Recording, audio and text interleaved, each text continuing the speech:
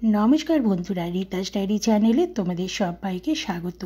आज के आमी तुम्हादेरके एमन टिप्स तुम्हादेर शोनाबो जेटा दोकान खुलते खुलते एत कास्टमार आसबे एत खद्देर आसबे जे तोमरा सामलाते पारबे ना। खद्देर सामलाते सामलाते हिमशिम खेये जाबे। हाँ बंधुरा, तोमरा अनेके व्यवसा करो किन्तु अनेक समय देखा जाए व्यवसा बा दोकान खूब भालो चलते चलते हठात् किन्तु मंदा शुरू हो जाए। अथच এই একই ব্যবসা যখন অন্যজনরা করছে আশেপাশে তাদের দোকান বেশ ভালো চলছে, এরকম কেন হচ্ছে, কোথা থেকে হচ্ছে সে কিন্তু অনেক সময় তোমরা বুঝতে পারো না বা কেউই হয়তো বুঝতে পারে না। তো সেই সমস্যার কারণ না খুঁজে সমাধান খোঁজা কিন্তু সবথেকে জরুরি। নতুন ব্যবসা কিংবা যারা কোনো ব্যবসা শুরু করছো তাদের জন্য আজকের টিপসটি তোমাদের সামনে শেয়ার করতে এসেছি। তো প্রথম কথা হচ্ছে শ্রদ্ধা ও ভক্তির সাথে কিন্তু সমস্ত টিপসগুলো পালন করতে হবে এবং বিশ্বাস, শ্রদ্ধা ভক্তি বিশ্বাস যদি থাকে তাহলে অবশ্যই এগিয়ে যাবে। যে কোনো ব্যবসায় হোক না কেন তোমরা কি কি করবে সেটাই তোমাদেরকে আজকে বলছি।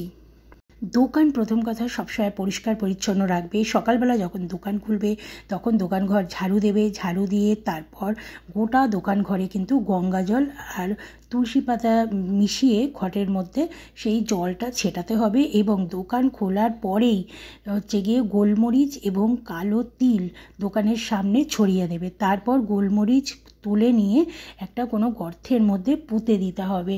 আর হলুদ মেশানো গঙ্গা জল দরজার সামনে ডান দিকে একটু স্বস্তিক চিহ্ন এঁকে দেবে, তার মধ্যে 5টা সিঁদুরের ফোঁটা এঁকে দেবে। তাহলে দেখবে যে কাস্টমার তোমাদের কিন্তু অনেক আসছে, এত আসবে কাস্টমার যে তোমরা চিন্তাও করতে পারবে না।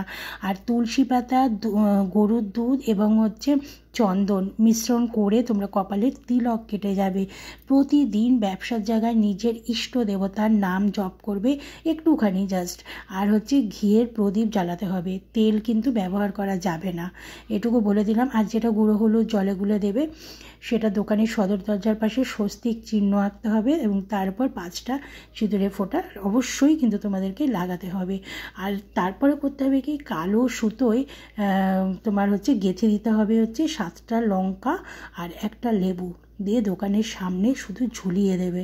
ব্যাস, তোমাদের ব্যবসা এত রমরম করে চলবে যে তোমরা ভাবতেই পারবে না। ব্যবসায় যাতে আমদানি ভালো হয় তার জন্য একটু কালো জিরে আর কয়েকটা গোলমরিচ দোকানের সামনে ছিটিয়ে দিতে পারো বা কালো তিলও তোমরা দিতে পারো। কিছুক্ষণ পর সেগুলো তুলে নিয়ে একটা গর্ত করে পুঁতে দেবে। শনিবার ও মঙ্গলবার এই কাজটা করবে অবশ্যই, একটা শনিবার মঙ্গলবার কিন্তু বাদ দেবে না, তাহলেই দেখবে যে তোমাদের ব্যবসা রমরম করে চলবে। ব্যবসায় কিন্তু দোকানের সামনে কোনো ময়লা আবর্জনা স্তূপ বা খোলা নর্দমা যেন না থাকে সেদিকে একটু খেয়াল রাখতে হবে।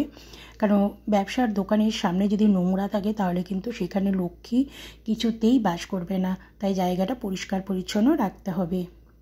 তারপর আরেকটু উপায় করবে, একটি লাল বা হলুদ এক টুকরো কাপড় নেবে, যে কোনো রঙের লাল বা হলুদ, সেই কাপড়ের মধ্যে 3টি বা 5টি গোটা হলুদের গাঁঠ, সমসংখ্যক কড়ি, সমসংখ্যক আস্ত আতপ চাল বা ধান নেবে। তারপর সেটা ছোট পুটুলি বানিয়ে ক্যাশ বাক্সের মধ্যে বা ঠাকুরের স্থানে রেখে দেবে, কিংবা দরজা ঢোকার প্রবেশপথে ওপরের দিকেও টাঙিয়ে রাখতে পারো। রোজ সকাল সন্ধ্যে ধূপধুনো দেবে আর দেবে গঙ্গা জল ছিটিয়ে।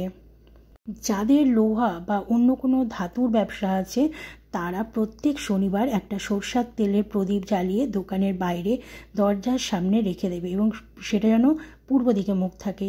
প্রদীপের মধ্যে একটা কড়ি বা তামার পয়সা রেখে দেবে, তাহলে ব্যবসা দেখবে দারুণ চলবে। তোমাদের কিন্তু কোনো রকম মন্দা যাবে না আর মন খারাপও কিন্তু তোমাদের হবে না। যাদের ধরো কেমিক্যাল বা মেডিসিন বা পোশাকের ব্যবসা তারা প্রত্যেক শুক্রবার সন্ধ্যাবেলা একটা তেল বা ঘিয়ের প্রদীপ জ্বালাবে, প্রদীপের মধ্যে যেন একটুখানি সিদ্ধি দিয়ে দেবে। আর হ্যাঁ, দোকানের ক্যাশ বাক্স যেন সবসময় উত্তর দিকে রাখবে। প্রতিদিন সন্ধ্যায় ব্যবসার জায়গায় ঠাকুরের স্থানে একটা করে ঘিয়ের প্রদীপ দেবে, তাহলে দেখবে ব্যবসা তোমাদের রমরম করে চলবে এবং প্রচুর টাকা তোমরা লাভবান হতে পারবে, লাভ করতে পারবে ব্যবসার থেকে। সবশেষে যেটা হবে, ঈশান কোণের দিকে কোনো উঁচু স্থানে শ্রী গণেশ ও মা লক্ষ্মীকে স্থাপন করতে হবে এবং রোজ দুবেলা গণেশ লক্ষ্মীর পূজা অর্চনা করতে হবে। তো বন্ধুরা, আজকে শুনে নিলে টিপসগুলো, তোমরা এই টিপসগুলো যেগুলো বললাম সেগুলো ফলো করো। তোমাদের কিন্তু দারুণ ব্যবসা হবে, দারুণভাবে তোমাদের ব্যবসা চলবে, অনেক উন্নতি করবে এবং দোকান খুলতে খুলতে কিন্তু কাস্টমারের ঢল নেমে যাবে।